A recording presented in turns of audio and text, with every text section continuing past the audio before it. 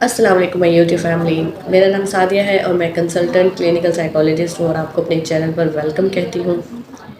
آج کی ویڈیو بہت ہی سنگین مسئلے پہ ہے اور اس ویڈیو کو تقریباً ہر عمر کی عورت کا دیکھنا بہت بہت ضروری ہے۔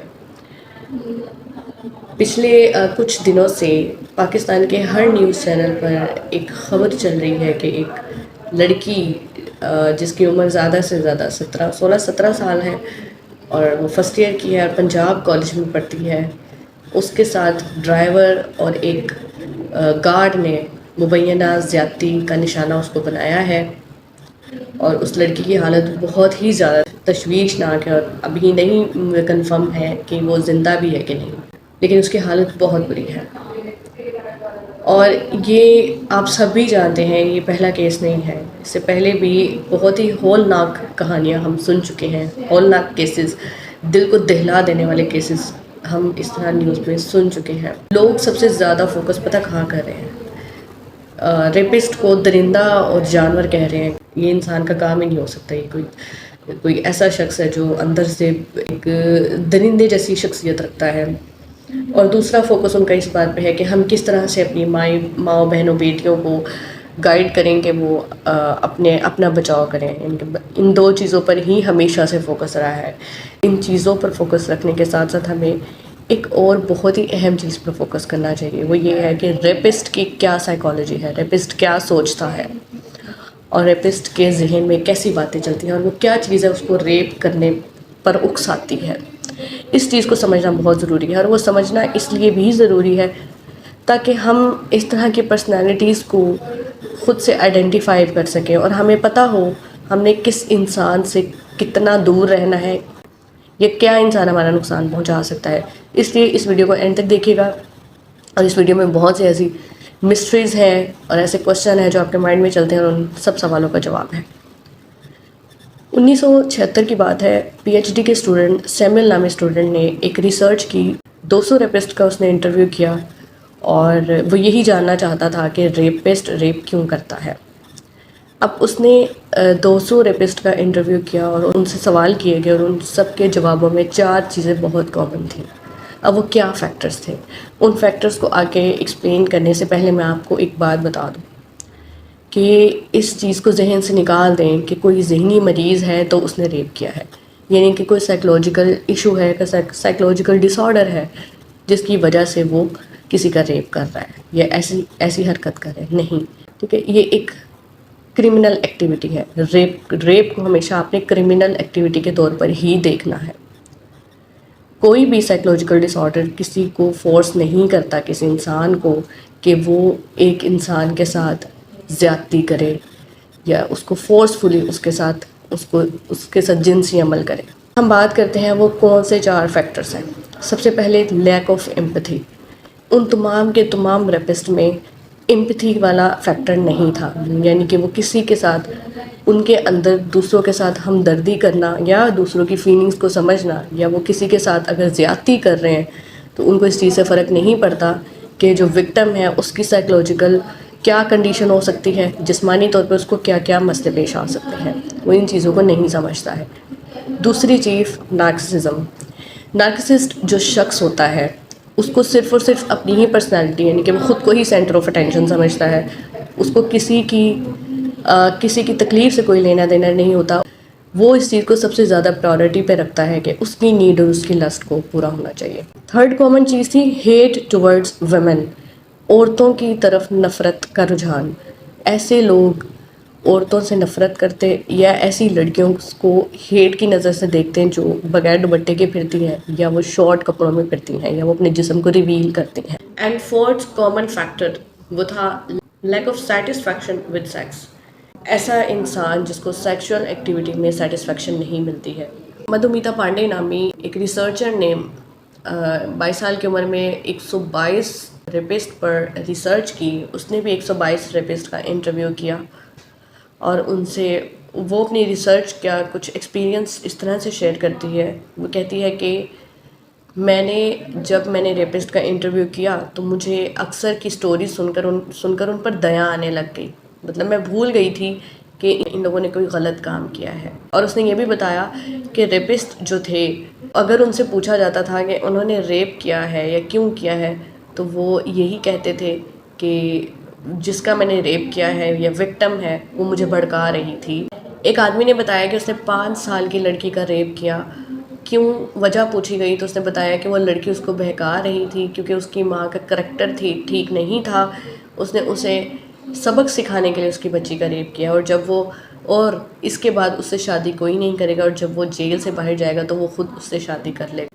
اس آدمی کی عمر 49 سال تھی جب وہ یہ اسٹیٹمنٹ دے رہا تھا. یعنی 49 سال کے آدمی نے 5 سال کی لڑکی کا ریپ کیا صرف اور صرف اس کی ماں کو سبق سکھانے کے لیے. تو یہ وہ ہیٹ ٹورڈ ویمن والا فیکٹر آپ دیکھ رہے ہیں اس میں بھی. مدھومیتا پانڈیا اور سمل کی ریسرچ میں کافی کامن چیزیں ہیں.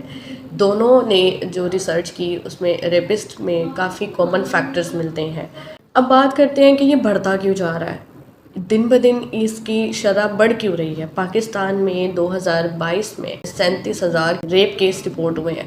اس کی کیا ریزن ہے اور اس کی شرح بڑھتی کیوں جا رہی ہے؟ اس کی سب سے بڑی ریزن ہے وہ ہمارا سوشل میڈیا ہے. اب تو پورن ویڈیوز بھی دیکھنے کی ضرورت نہیں محسوس ہوتی ہے. اچھا خاصا پورن کانٹینٹ آپ کو مل رہا ہے. لڑکیاں اکسا رہی ہیں آپ کو اپنا جسم دکھا کے. ان کو دیکھ کے جو آدمی جو خود کو روکے ہوئے تھے کوئی کرائم کرنے سے, ان کو دیکھ کے اور زیادہ اکسائے جا رہے ہیں. ایک تو ویسے ہی ان کی پرسنالٹی ایسی ہے, اوپر سے ان ٹک ٹاکرز کو دیکھ کے, اس گند کو دیکھ کے وہ اور زیادہ اس کام کی طرف اکسا رہے ہیں خود کو. اور جو یہ عورتیں ہیں جن کی ویڈیوز ان کے محرم لوگ ہی بنا رہے ہیں, ان کے گھر میں موجود مرد جن کو ان کی حفاظت کرنی چاہیے, ان کو ڈھانپ کے رکھنا چاہیے, وہی بنا رہے ہیں. اس کی کیا ریزن ہے؟ اس طرف بھی اب آتے ہیں. شروعات کہاں سے ہوتی ہے؟ شروعات جو ہوتی ہے نا وہ نامور ولاگنگ سے ہوتی ہے. یہ جو ہمارے ولاگرز ہیں نا, بڑے بڑے ولاگرز جن کے ملینز میں بچے جنہوں نے گھیرے ہوئے ہیں, وہ دکھاوا کرتے ہیں, بڑی بڑی گاڑیاں دکھاتے ہیں اور ایسے ایسے موبائل دکھاتے ہیں کہ ہر انسان کی رسائی ان تک نہیں ہے. ایسی ایسی چیزیں شو آف کرواتے ہیں. بڑے بڑے گھر ہیں, یوٹیوب پہ آئے ابھی 1-2 سال ہوئے ہوتے ہیں اور اتنا بڑا گھر دکھا دیتے ہیں جو کہ انسان اپنی پوری زندگی محنت کر کے نہیں بنا سکتا ہے. اس کے بعد کیا ہوتا ہے کہ یہ لوگ, اب آپ نوٹ کیجئے گا, جتنی ہی عورتیں اپنا جسم دکھا رہی ہیں ٹک ٹاک پر, اپنے باڈی پارٹس شو کر رہی ہیں ٹک ٹاک پر مردوں کو گھیرنے کے لیے, آپ ان کے گھر کو دیکھیے گا, بیک گراؤنڈ کو دیکھیے گا, یہ سب لوور مڈل کلاس لڑکیاں ہیں سب. اور یہ آدمی جو اپنی بیویوں کو دوسرے مردوں کو دکھا رہے ہیں, یہ بھی لوور مڈل کلاس ہے. یہ اپنی خواہشوں کو پورا کرنے کے لیے اپنی بیویوں کا استعمال کرنے پہ مجبور ہیں. کیوں؟ کیونکہ ان کے اندر یہ ناجائز خواہشیں پیدا کرنے والے یہ ولاگرز ہیں. مجھے نہیں پتہ یہ ولاگرز کے پاس اتنا پیسہ کہاں سے آ رہا ہے.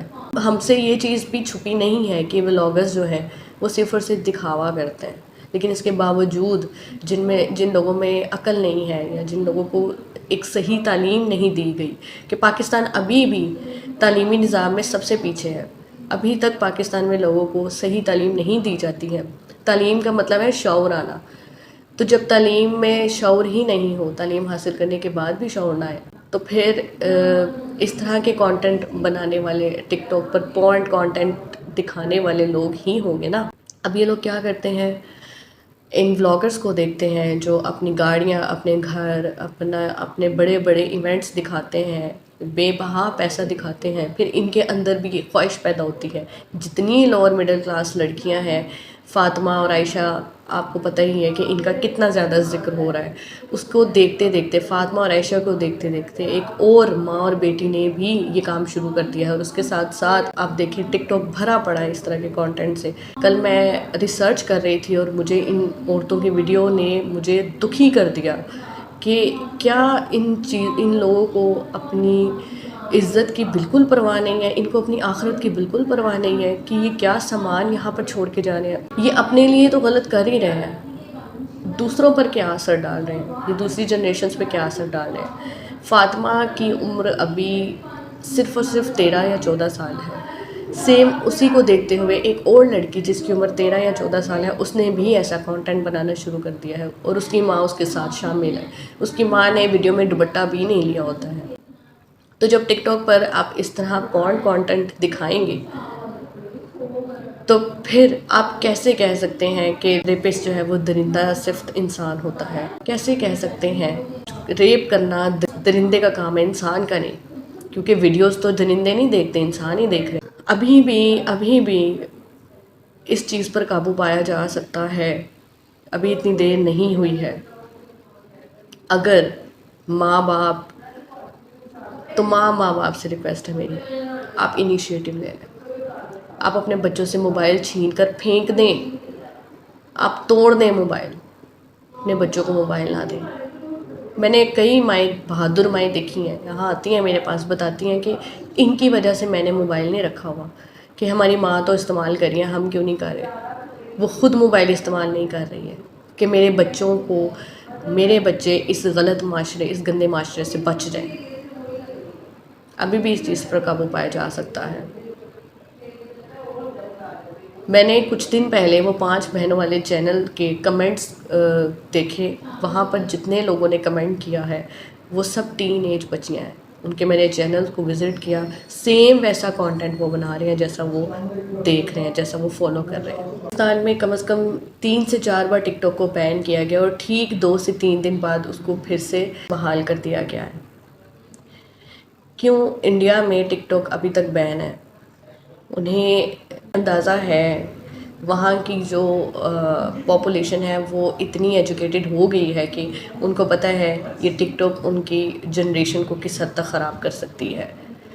میں پاکستان کی حکومت سے اپیل کرتی ہوں کہ ہماری جو قوم ہے وہ بہت حد تک برباد ہو چکی ہے، اسے مزید برباد ہونے سے بچانے کے لیے اس ٹک ٹاک نامی بلا کو پاکستان سے نکالیں، اس کو بین کریں، نہیں تو یہ کتنی ہی زندگیاں خراب کر سکتی ہے۔ میری آپ سے ریکویسٹ ہے کہ آپ میرا ساتھ دیں، اس ویڈیو کو زیادہ سے زیادہ شیئر کریں، تاکہ ٹک ٹاک کو بین کرنے پہ حکومت جو ہے وہ اپنی رضامندی دے دے۔